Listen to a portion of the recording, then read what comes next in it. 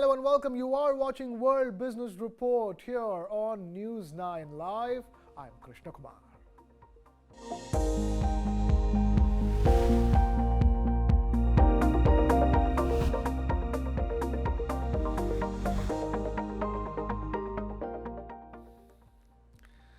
Our top story, India's Prime Minister Narendra Modi is scheduled to inaugurate the Bocha-Sanvasi Akshar Purushottam Swaminarayan Mandir, or the BAPS temple, on this Wednesday during his visit to the United Arab Emirates in Abu Dhabi, following which he is slated to address the Indian diaspora in the city.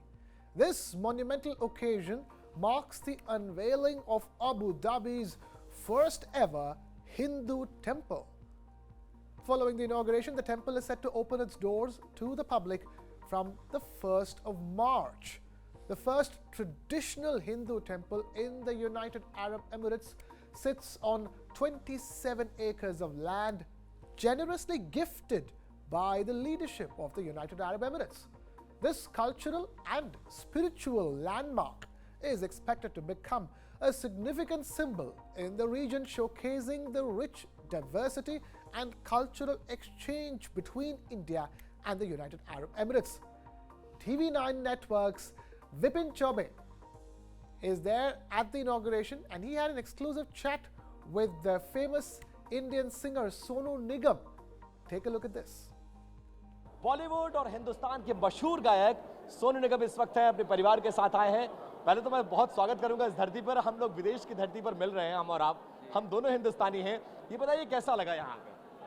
मुझे पता नहीं था कि सब यहाँ पर इतना मौजूद होंगे, और मुझे ये पता था कि आज ये आखिरी दिन है जब मैं दर्शन कर सकता हूँ, और मेरा कल कॉन्सर्ट था, इसलिए मुझे मौका मिला आज यहाँ पे आने का। कुछ अलग ही है, शब्द नहीं है। बहुत इंसान सोच के भावुक हो जाता है कि हम कितना एक स्वर्णिम दौर देख रहे हैं, जहाँ इतना सौहार्द, इतनी इज़्ज़त एक दूसरे के धर्म के लिए, एक दूसरे के कल्चर के लिए, एक दूसरे के ट्रेडिशंस के लिए, दोनों ही तरफ से बहुत बहुत धन्यवाद अमीराती सरकार का, अमीराती राजाओं का, जिन्होंने ये इतना प्यारा सा स्टेप लिया है। अबू धाबी में इतना अच्छा मंदिर बन रहा है, और ये भी दिखाता है कि हमारे देश का जो उसकी एक सकारात्मक छवि है वो दुनिया में कितनी फैल रही है। सनातन धर्म में जो कहते हैं कि वसुधैव कुटुंबकम, तो वो तो हम देख रहे हैं यहाँ पे। आपको शायद बताया गया होगा कि प्रधानमंत्री नरेंद्र मोदी ऐसे प्रधानमंत्री हैं जिन्होंने 34 साल बाद इस धरती पर आने का फैसला किया। भारतीय प्रधानमंत्री 34 सालों तक किसी ने रिलेशन शायद उतना मेंटेन नहीं किया। ये दूरदर्शिता है, ये कूटनीति है, और उसके बाद वो देश, वो शहर जहां पर घंटी बजाने की इजाजत नहीं, जहां पर दीपक बाहर जलाने की इजाजत नहीं, वो 27 एकड़ भूमि आपको यूं दे देता है और ये कहता है बनाइए दिव्य और भव्य मंदिर, हम आपके साथ हैं। ये भी भारतीय कूटनीति की एक जीत है। कूटनीति नहीं कहेंगे इसे आप, बिल्कुल नहीं कह सकते आप इसे। आप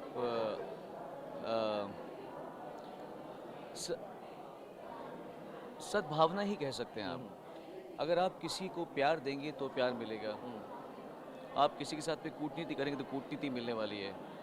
अमीराती सरकार जो प्यार दे रही है, वो प्यार मिला है तो प्यार दे रही है।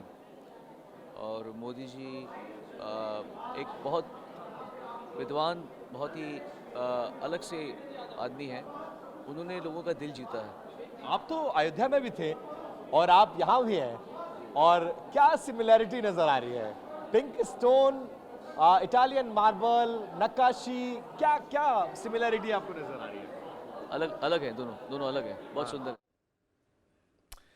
And keeping it with India, farmers began their quote-unquote Delhi Chalo march from the Shambhu Border this morning, protesting over their demands, which include a law ensuring the minimum support price for their agricultural produce and a debt waiver. Massive security arrangements have been put in place on the borders of the national capital of India to ensure law and order is in place. The Delhi police has already enforced Section 144, restricting the entry of tractor trolleys and large assemblies in the national capital.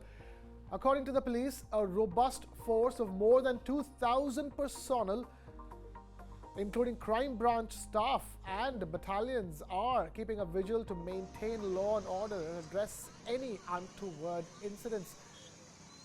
India's Union Minister Arjun Munda had said that a consensus was reached on most of the issues raised by the farmers and that the Government of India had proposed to form a committee to address the rest of their demands. However, farmer leaders said that there was no clarity of the legal guarantee as far as the minimum support price for their produce is concerned.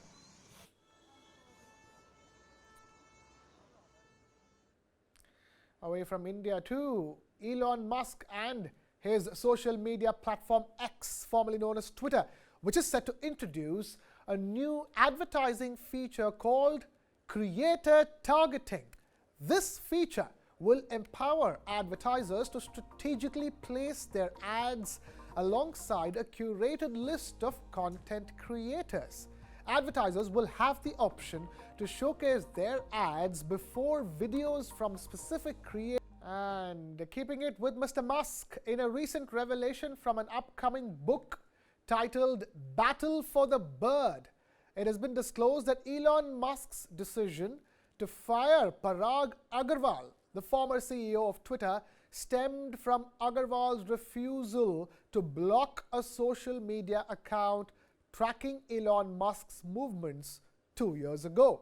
The account Elon Jet was maintained by American programmer Jack Sweeney to monitor Musk's carbon footprint. Musk's interaction with Twitter, including Agarwal's dismissal, was influential in his decision to purchase the platform for $44 million back in October 2022.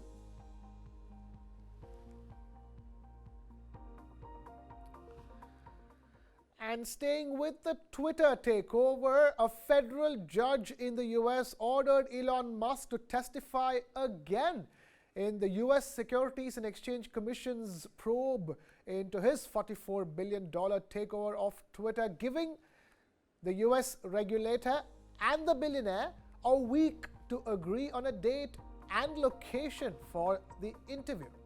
The SEC sued Musk in October to compel the Tesla and SpaceX CEO to testify as part of an investigation into his 2022 purchase of Twitter. Musk refused to attend an interview in September last year that was part of the probe. The agency is examining whether Musk followed the rule of law when filing the required paperwork about his purchases of Twitter stock and whether his statements in relation to the deal were misleading.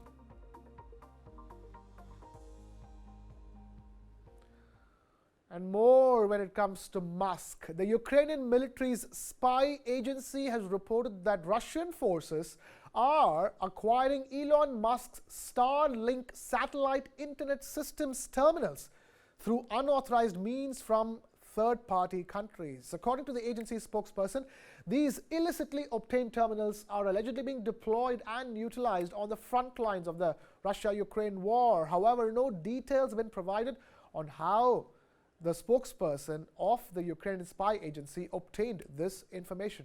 This report tells you more. Russian forces are obtaining Starlink satellite terminals illicitly from third countries, the Ukrainian military spy agency spokesperson said on Monday. Andriy Yusov, the military official, did not say how he knew. The agency further said Russia was increasing Starlink use on the front line, and that work was underway to stop Russian forces using the terminals to coordinate attacks in occupied parts of Ukraine.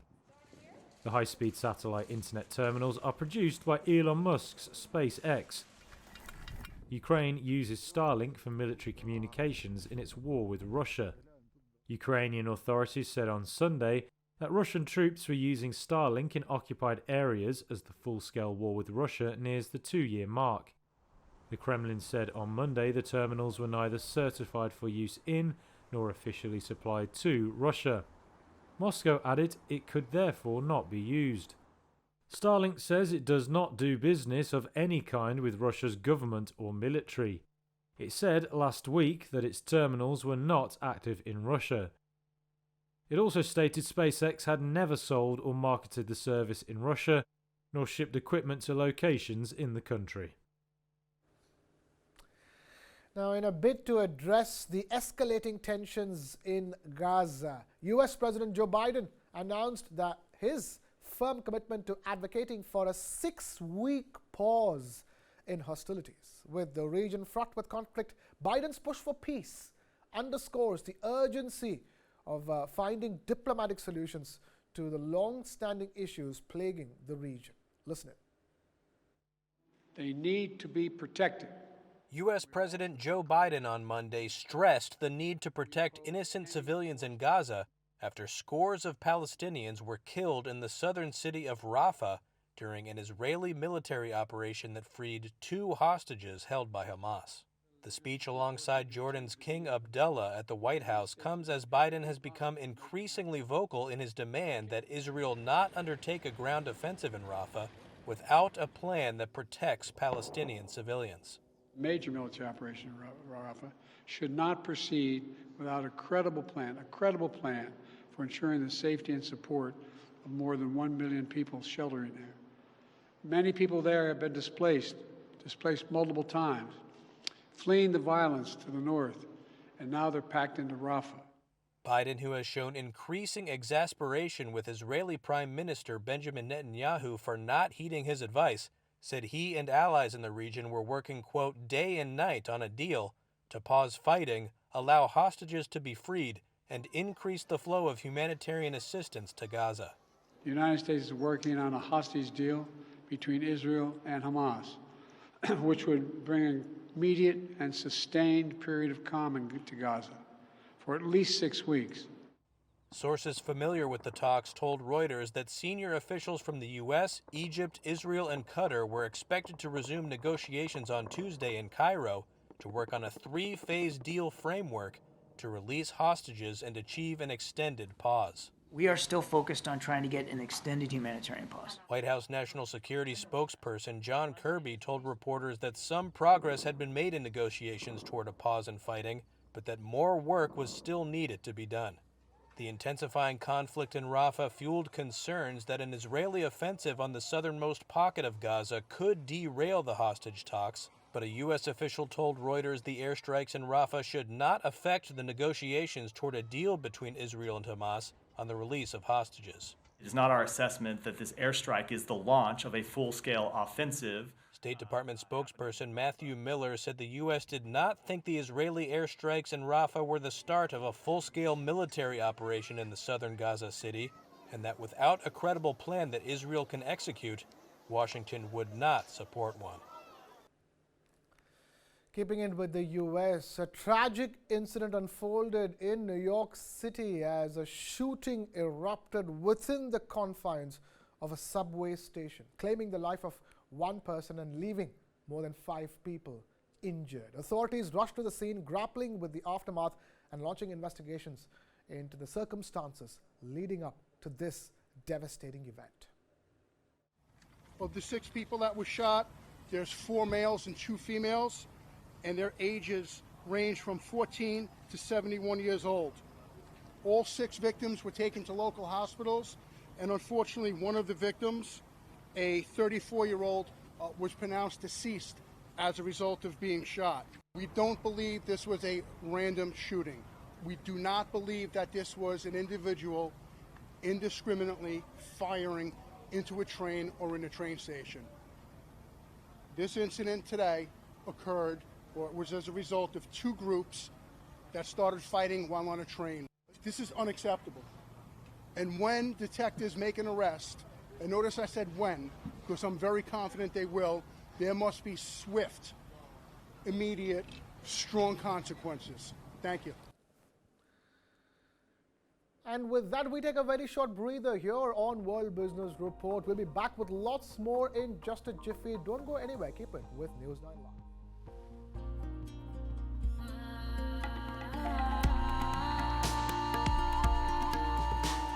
Make in India जैसा है ना, वैसे ही एक movement चलना चाहिए, made in India.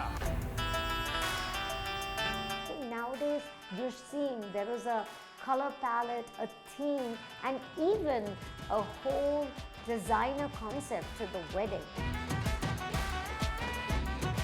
I think the entire headache which the relatives used to take is now gone to the wedding planner. And India, in terms of diversity, gives you all the options to do your residential weddings within India itself.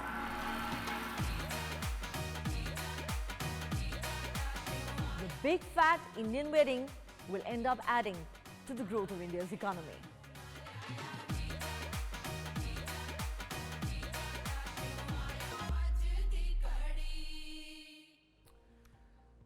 In the world of cryptocurrency, which is experiencing a milestone as Bitcoin surged past the $50,000 mark, marking its highest level in over 2 years. Take a look at this Reuters report.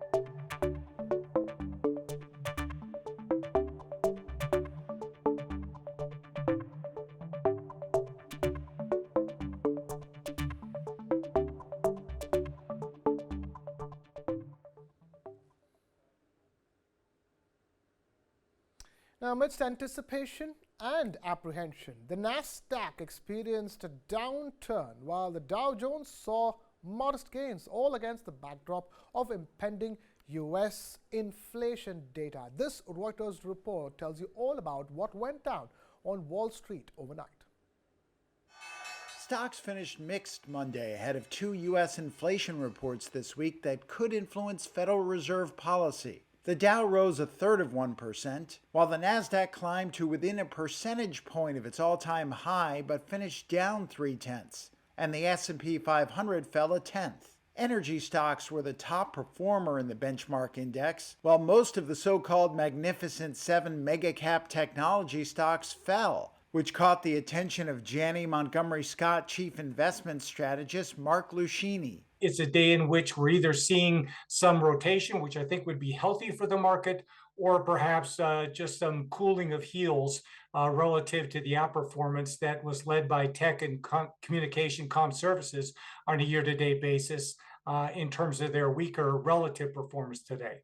During the session, NVIDIA crossed above Amazon.com in market capitalization as the euphoria around AI catapulted the chipmaker to the fourth most valuable U.S. company. NVIDIA ended the day up while Amazon dropped. Meanwhile, traders await January's Consumer Price Index and Producer Price Index this week to gauge prospects for interest rate cuts. The odds for at least a 25 basis point rate reduction in May have dropped to 57%. From over 95% at the start of 2024, as per the CME FedWatch tool. Other stocks of note included Diamondback Energy, which jumped 9% after announcing a $26 billion deal to buy the largest privately held oil and gas producer in the Permian Basin, Endeavor Energy Partners. American financial giant Citi is finding itself in crosshairs once again as it grapples with a fresh rebuke from the U.S.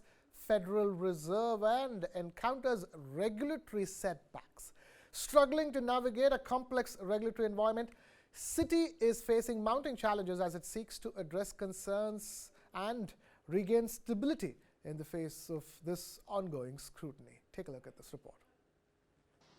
U.S. regulators have asked Citigroup for urgent changes to the way it measures default risk of its trading partners. A source tells Reuters the Federal Reserve sent the bank 3 notices about this late last year. Reuters U.S. finance editor Lannan Nguyen explains. This is a notice from regulators that is saying you have to fix this thing urgently, and you have to have a time frame or a deadline under which to fix it. Now, if the bank does not fix these issues, then the regulators can escalate into something called an enforcement action, which means regulators could impose, say, a fine, change management. This is just one of several issues the bank is facing. Its own auditors also found that a plan to improve internal oversight is lacking. That's according to an email seen by Reuters, which said the work was in response to enforcement actions that date back to late 2020. Meanwhile, a source said Citi failed exams conducted in the fall by another banking regulator, the Office of Comptroller of the Currency, to assess whether the bank had made as much progress on data integrity as it claimed. The new details provide insight into the complexity of the task facing CEO Jane Fraser as she carries out the bank's biggest overhaul in decades to boost profits and shares, which have lagged peers. The third largest U.S. lender has been selling businesses and laying off thousands of employees to simplify the bank's structure. In a statement to Reuters, Citi said meeting its regulators' expectations was a top priority and said it was, quote, making steady progress simplifying and modernizing our bank. The Fed and the OCC declined to comment. Shares of Citigroup fell as much as 2% in morning trading. The ambitious plans of North America's robot invasion encounter a significant setback in the year 2023 as unforeseen challenges disrupt the trajectory of technological advancement.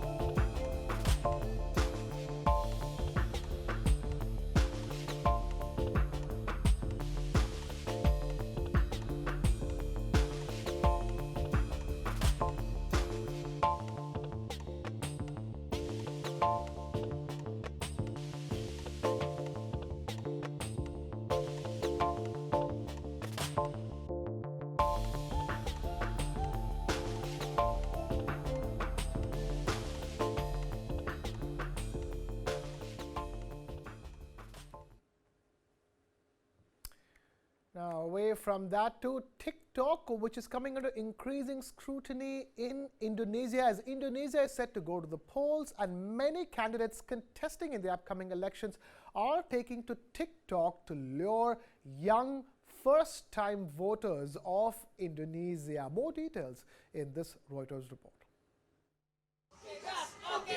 These Indonesian women are trying to promote presidential candidate Prabowo Subianto on TikTok.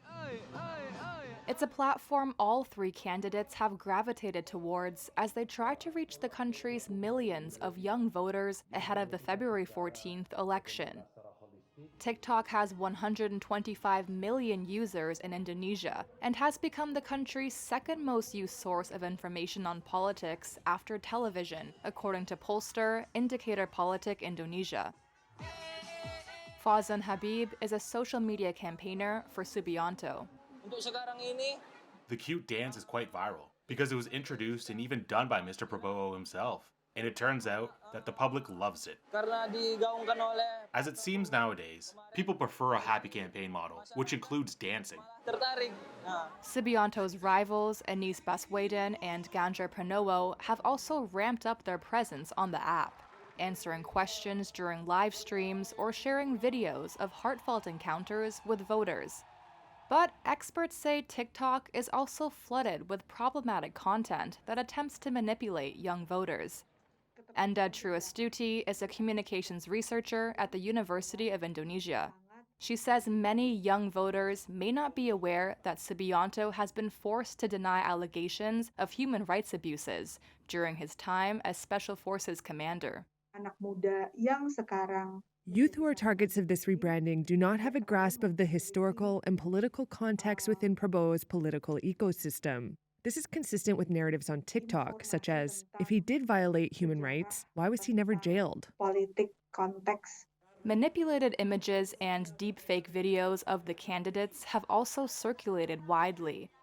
TikTok says on its website its policy is to remove harmful misinformation and work with fact-checkers to flag or debunk it.